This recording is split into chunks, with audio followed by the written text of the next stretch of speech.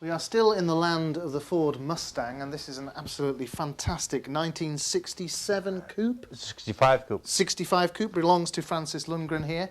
How did you get this? It was the neighbours, wasn't it? My neighbors to the back of me had this car. He bought this car and he was going to restore it.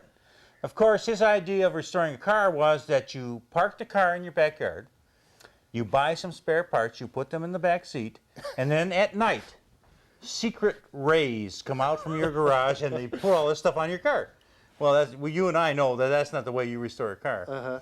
And you know that I actually own a 1999 35th anniversary Is that Mustang. right? Yes, Is I that do. right? Well, I should have, congratulations. well, thank you very Good much man. indeed. Keep I'm very working. proud to have been accepted here.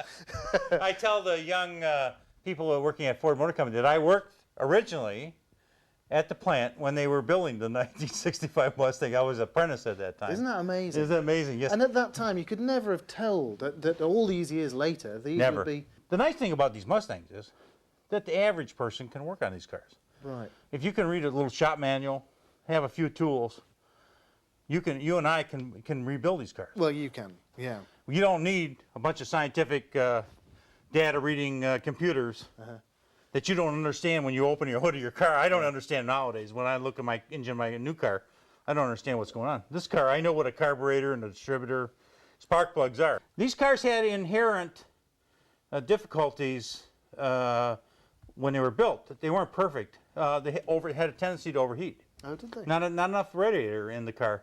So at parades, we try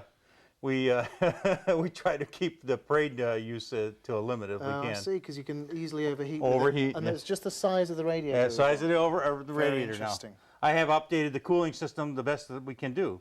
But even so, on a hot day, when you're idling for long periods of time, it's not really good for the car. Not like the new cars would have aluminum radiators and they have much higher operating temperatures. Yeah. I had a tag on the radiator from the original Phoenix area. So, and it was a phone number. So I called him up and I talked to the fellow in the Phoenix and said, I have your car and I have your radiator in my car. He said yes.